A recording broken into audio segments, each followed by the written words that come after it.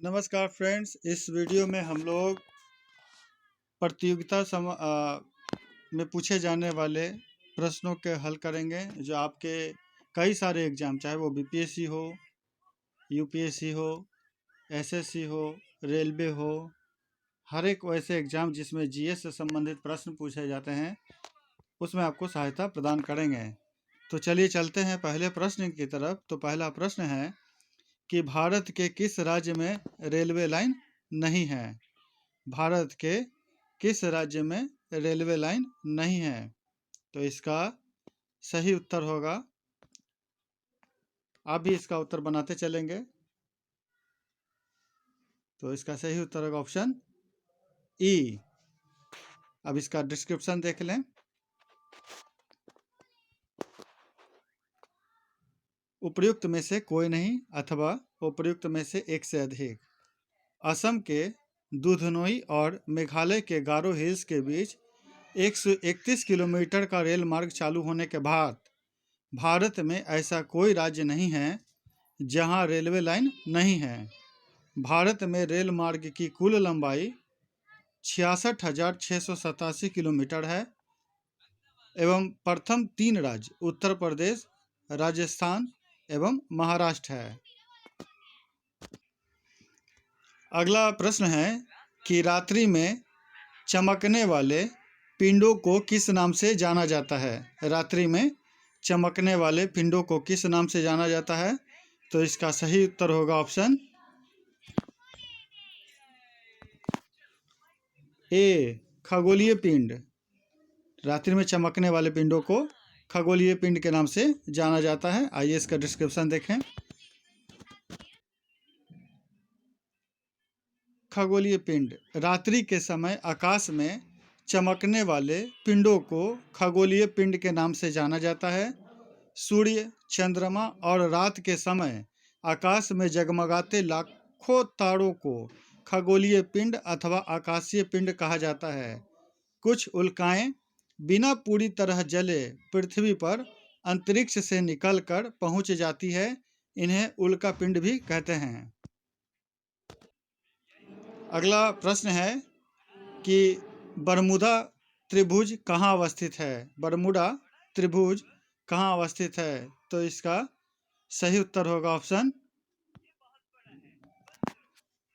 ए, उत्तरी अटलांटिक महासागर में। उत्तरी अटलांटिक महासागर में बरमूडा त्रिभुज है। बरमूडा त्रिभुज उत्तरी अटलांटिक महासागर में अवस्थित है। बरमूडा का त्रिभुजाकार क्षेत्र फ्लोरिडा, प्यूर्टो एवं बरमूडा नामक द्वीप के मध्य स्थित है तथा करीब 1,40,000 वर्ग किलोमीटर में यह फैला हुआ है। यह क्षेत्र 25 डिग्री से 40 डिग्री उत्तरी अक्षांश और 55 डिग्री से 85 डिग्री पश्चिम देशांतर रेखाओं के बीच स्थित है। अटलांटिक महासागर के इस भाग में जहाज़ों और वायुयानों के गायब होने की घटनाएं और दुर्घटनाएं अब तक हो चुकी है। अनुमान लगाया जाता है कि यहाँ पर मैग्नेटिक फील्ड है, इस वजह से कोई भी उस जगह से गुजरता है तो वह उसे अपनी तरफ खींच लेता है। अगला प्रश्न है कि विश्व की सबसे ऊंची चोटियाँ किस प्रकार के पर्वतों में पाई जाती है। विश्व की सबसे ऊंची चोटियाँ किस प्रकार के पर्वतों में पाई जाती है? तो इसका सही उत्तर होगा ऑप्शन बी, मुर्दार पर्वत।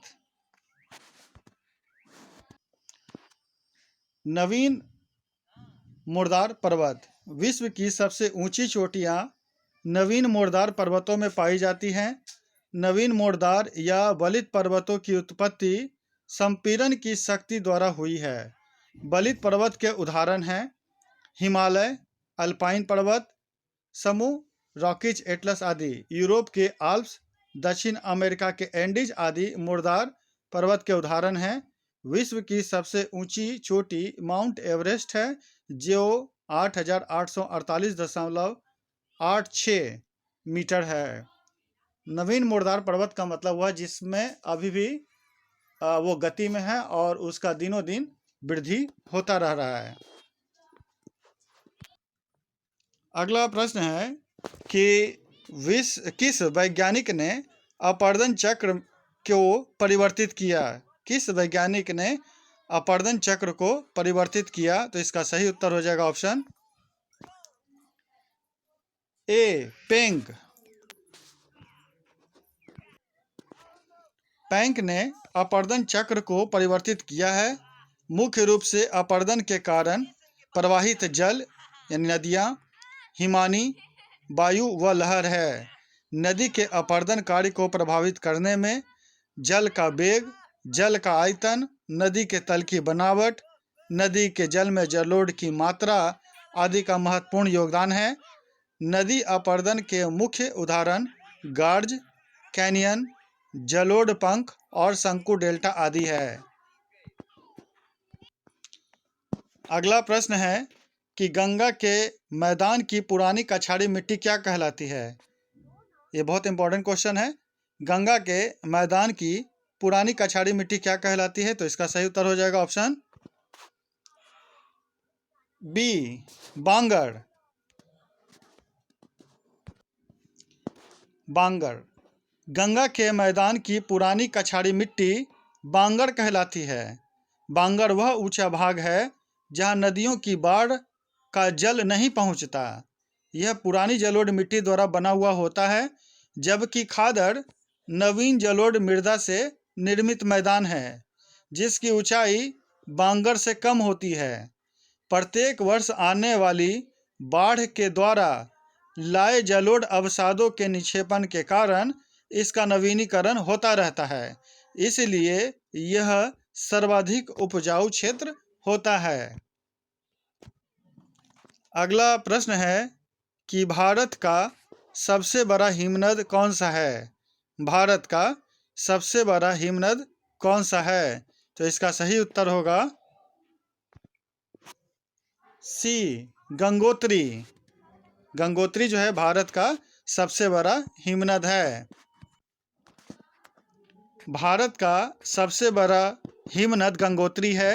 यह 30 किलोमीटर लंबी एवं 2 से 4 किलोमीटर चौड़ी है। यहाँ से गंगा नदी निकलती है।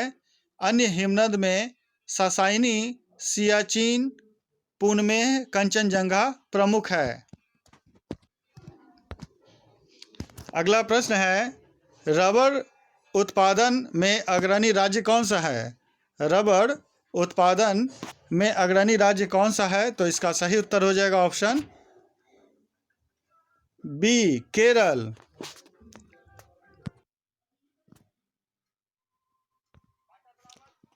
रबर उत्पादन में अग्रणी राज्य केरल है। रबर जो है वह उष्ण आर्द्र जलवायु की उपज है।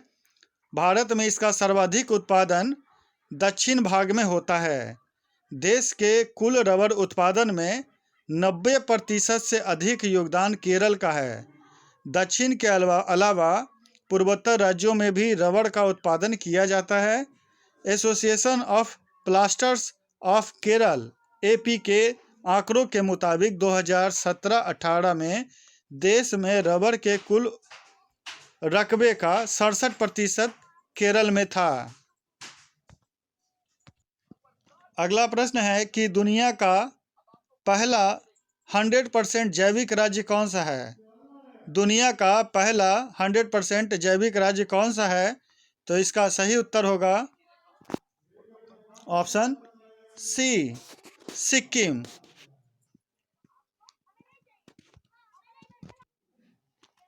रासायनिक उर्वरकों और कीटनाशकों को खत्म करने के साथ ही उनके स्थान पर जैविक पदार्थ को अपनाने के कारण सिक्किम को 2016 में विश्व का पहला जैविक राज्य घोषित किया गया था। 18 जनवरी 2016 को प्रधानमंत्री नरेंद्र मोदी ने गैंगटॉक एग्री समिट में इसकी घोषणा की थी। हालांकि सिक्किम ने वर्ष 2003 में जैविक कृषि अपनाने की आधिकारिक रूप से घोषणा की थी। अगला प्रश्न है, नार्वेस्टर की उत्पत्ति कहाँ होती है जिसका सबसे अधिक असर पूर्वी बिहार पर पड़ता है? नार्वेस्टर की उत्पत्ति कहाँ होती है जिसका सबसे अधिक असर पूर्वी बिहार पर पड़ता है? तो इसका सही उत्तर होगा सी, बंगाल की खाड़ी। नॉर्वेस्टर या चक्रवातीय तूफान जिनका उद्भव बंगाल की खाड़ी में होता है, जो मई जून महीनों में आते हैं, इनका ज़्यादा असर बिहार के पूर्वी भागों में पड़ता है, जहां वर्षा के साथ ओले भी पड़ते हैं। अगला प्रश्न है, थॉर्नथ्वेट के जलवायु वर्गीकरण के अनुसार बिहार का अधिकांश भाग किस जलवायु क्षेत्र में आता है? थॉर्नथ्वेट के जलवायु वर्गीकरण के अनुसार बिहार का अधिकांश भाग किस जलवायु क्षेत्र के अंतर्गत आता है? तो इसका सही उत्तर हो जाएगा ऑप्शन ए, CAW। बिहार का अधिकांश भाग CAW जलवायु क्षेत्र के अंतर्गत आता है, वहीं उत्तरी संकीर्ण क्षेत्र CBW जलवायु क्षेत्र के अंतर्गत आता है। अगला प्रश्न है कि बिहार का मानसून अधिक प्रभावित होता है। बिहार का मानसून अधिक प्रभावित होता है, तो इसका सही उत्तर हो जाएगा ऑप्शन बी, बंगाल की मानसून शाखा से। बिहार का जो मानसून है सबसे अधिक बंगाल की मानसून शाखा से प्रभावित होता है। बिहार का क्षेत्र बंगाल की मानसून शाखा से अधिक प्रभावित होता है। बंगाल की खाड़ी के निकट होने के कारण राज्य की जलवायु पर यहाँ से उठने वाले चक्रवातों का विशेष प्रभाव पड़ता है, इसलिए जलवायु में विविधता और मौसमी परिवर्तन देखे जाते हैं। अगला प्रश्न है, पूर्वी समर्पित मालभाड़ा गलियारे का परिचालन नियंत्रण केंद्र कहाँ स्थित है? पूर्वी समर्पित मालभाड़ा गलियारे का परिचालन नियंत्रण केंद्र कहाँ स्थित है? तो इसका सही उत्तर हो जाएगा ऑप्शन बी, प्रयागराज। देश में मालगाड़ियों के परिचालन के लिए अलग से रेलवे लाइन का निर्माण किया जा रहा है। इसी के तहत प्रयागराज में पूर्वी समर्पित माल भाड़ा गलियारे का अत्याधुनिक नियंत्रण कक्ष स्थापित किया गया है। अगला प्रश्न है, संकोश नदी कहाँ प्रवाहित होती है? संकोश नदी कहाँ प्रवाहित होती है? तो इसका सही उत्तर हो जाएगा ऑप्शन सी, पश्चिम बंगाल और असम। पश्चिम बंगाल और असम में संकोश नदी प्रवाहित होती है। संकोश नदी उत्तरी भूटान से मिलकर ब्रह्मपुत्र नदी में बांग्लादेश असम बॉर्डर के निकट मिल जाती है। यह असम एवं पश्चिम बंगाल के मध्य सीमा निर्धारण करती है। यह असम एवं पश्चिम बंगाल के मध्य सीमा निर्धारण करती है। अगला जो प्रश्न है वह है कि निम्नलिखित में से किस वन्य क्षेत्र एवं वहां पाए जाने वाले वृक्ष का मिलान सुमेलित नहीं है? तो इसका सही उत्तर हो जाएगा ऑप्शन ई। ई क्यों होगा सो दिखाते हैं। दिए गए विकल्प में बी एवं डी सुमेलित नहीं है। सुंदरी वृक्ष सुंदरबन डेल्टा में पाया जाता है, यह सही है। साल मध्य भारत जैसे मध्य प्रदेश, छत्तीसगढ़, झारखंड, उड़ीसा में मिलता है। सिनकोना तराई के क्षेत्र का औषधीय वृक्ष है, जबकि देवदार पश्चिमी हिमालय पर 1500 मीटर से लेकर के 2500 मीटर की ऊंचाई पर मिलता है। अगला प्रश्न है, विश्व एवं भारत के संबंध में हरित क्रांति के पिता हैं क्रमशः? तो इसका सही उत्तर हो जाएगा ऑप्शन, इसमें स्वामीनाथन एवं नॉर्मन अनरेस्ट बोरलॉग हो गए, जबकि ए और बी में दोनों में वही आंसर दे रहा है, तो इसका दोनों सेम आंसर होगा। बी और ए दोनों एक जैसा है।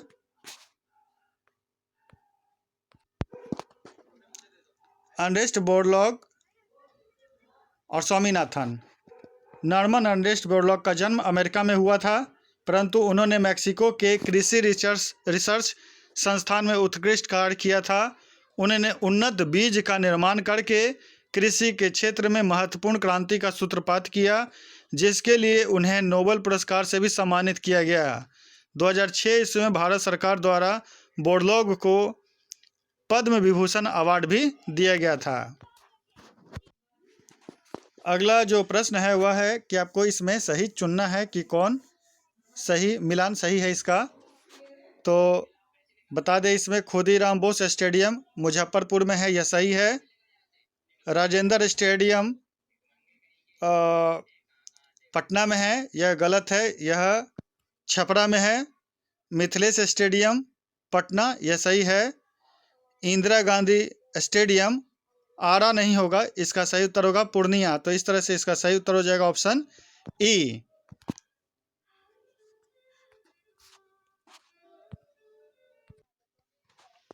खुदीराम बोस स्टेडियम मुजफ्फरपुर एवं मिथिलेश स्टेडियम पटना में है, जबकि राजेंद्र स्टेडियम छपरा में है एवं इंदिरा गांधी स्टेडियम पूर्णिया में स्थित है। अगला जो प्रश्न है कि विधान परिषद के कितने सदस्यों का अप्रत्यक्ष रूप से निर्वाचन होता है। एमएलसी का जो चुनाव है, विधान परिषद के कितने सदस्यों का अप्रत्यक्ष रूप से निर्वाचन होता है। तो इसका सही उत्तर हो जाएगा ऑप्शन सी, कुल सदस्यों का 5/6 भाग।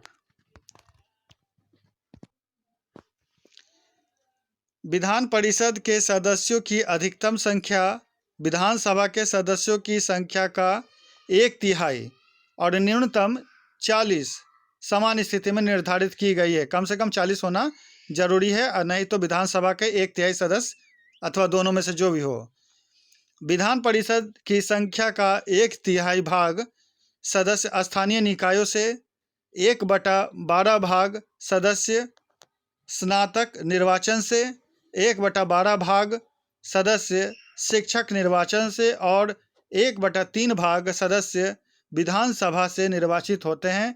कुल निर्वाचित सदस्यों की संख्या कुल संख्या का 5/6 भाग होता है। राज्यपाल द्वारा 1/6 भाग सदस्यों का मनोनयन किया जाता है। अगला जो प्रश्न है वह है मिलान करने से संबंधित है। सूची 1 को सूची 2 से मिलाना है कि कौन सा विषय किस अनुच्छेद के अंतर्गत है।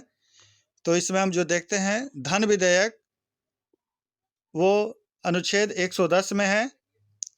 वार्षिक वित्तीय वितरण अनुच्छेद 112 के अंतर्गत है। विनियोग विधेयक 114 अनुच्छेद के अंतर्गत है और दोनों सदनों की संयुक्त बैठक अनुच्छेद 108 के अंतर्गत आता है। तो इस तरह से ए का 1, बी का 2, सी का 3 और डी का 4 होगा। तो इस तरह से इसका सही उत्तर जो होगा वो ऑप्शन बी होगा।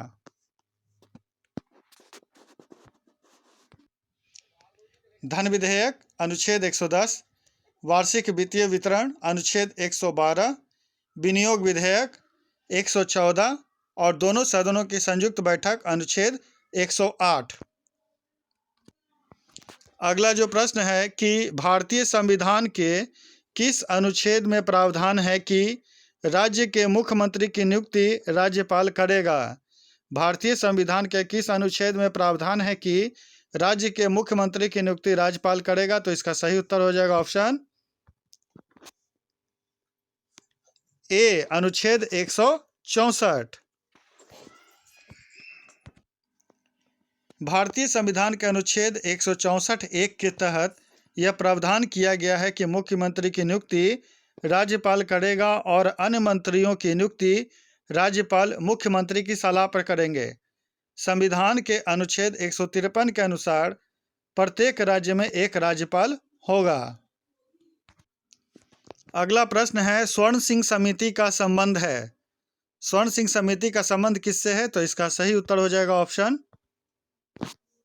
सी, मूल कर्तव्यों से।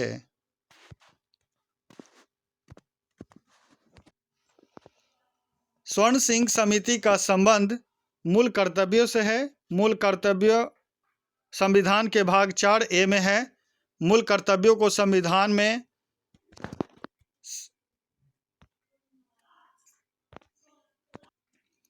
संसद द्वारा किए गए 42वें संविधान संशोधन 1976 से शामिल किया गया है। वर्तमान में कुल 11 मूल कर्तव्य हैं। अगला जो प्रश्न है कि निम्नलिखित में से किस संस्थाओं को विघटित नहीं किया जा सकता है? निम्नलिखित में से किस संस्थाओं को विघटित नहीं किया जा सकता है? तो इसका सही उत्तर हो जाएगा ऑप्शन ई। इसमें राज्यसभा और विधान परिषद को कभी भी विघटित नहीं किया जा सकता है। राज्यसभा एवं विधान परिषद को कभी भी विघटित नहीं किया जा सकता है। ये अस्थायी सदन होते हैं।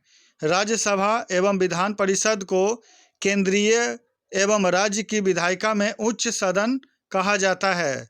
वर्तमान में 6 राज्यों में विधान परिषद है। विधान परिषद का गठन अनुच्छेद 169 के तहत संसद द्वारा किया जाता है। अगला प्रश्न है कि विधानसभा अध्यक्ष अपना त्यागपत्र किसको देता है? विधानसभा अध्यक्ष अपना त्यागपत्र किसको देता है? तो इसका सही उत्तर हो जाएगा ऑप्शन डी, विधानसभा उपाध्यक्ष को। विधानसभा के अध्यक्ष जो है अपना त्यागपत्र विधानसभा के उपाध्यक्ष को देते हैं। अनुच्छेद 179B के अनुसार विधानसभा अध्यक्ष विधानसभा के उपाध्यक्ष को अपना त्यागपत्र सौंपता है। संविधान के अनुच्छेद 178 में विधानसभा के अध्यक्ष एवं उपाध्यक्ष तथा अनुच्छेद 93 में लोकसभा के अध्यक्ष एवं उपाध्यक्ष की नियुक्ति के संबंध में प्रावधान किया गया है। अगला प्रश्न है कि बिना विधानसभा के सदस्य निर्वाचित हुए कोई मंत्री अधिकतम कितने समय तक पद पर बना रह सकता है? बिना विधानसभा के सदस्य निर्वाचित हुए कोई मंत्री अधिकतम कितने समय तक पद पर बना रह सकता है? तो इसका सही उत्तर हो जाएगा ऑप्शन बी, 6 माह तक। अनुच्छेद 164(4) के अनुसार कोई मंत्री अधिकतम 6 माह तक विधानमंडल का सदस्य निर्वाचित हुए बिना अपने पद पर बना रह सकता है। प्रावधान के अनुसार यदि मंत्री 6 माह की अवधि तक राज्य के किसी भी सदन का सदस्य निर्वाचित नहीं होता है तो मंत्री का कार्यकाल समाप्त हो जाएगा। अगला जो प्रश्न है वह है कि राज्य मंत्री परिषद सामूहिक रूप से किसके प्रति उत्तरदायी होते हैं? राज्य मंत्री परिषद सामूहिक रूप से किसके प्रति उत्तरदायी होते हैं? तो इसका सही उत्तर हो जाएगा ऑप्शन ए, विधानसभा के प्रति। राज्य मंत्री परिषद सामूहिक रूप से विधानसभा के प्रति उत्तरदायी होते हैं। अनुच्छेद 164(2) के अनुसार राज्य मंत्री परिषद राज्य की विधानसभा के प्रति सामूहिक रूप से उत्तरदायी होगा। विधानसभा का गठन अनुच्छेद 170 के तहत किया जाता है। विधानसभा में अधिकतम 500 और न्यूनतम 60 सदस्य हो सकते हैं। तो इस तरह से हमने महत्वपूर्ण प्रश्नों के हल किए जो आपके कई सारे एग्जामों के लिए जिसमें जीएस से संबंधित प्रश्न पूछे जाते हैं आपको सहयोग प्रदान करेगा। अगर यह वीडियो आपको पसंद आया तो इसे लाइक, शेयर और सब्सक्राइब जरूर करें। धन्यवाद।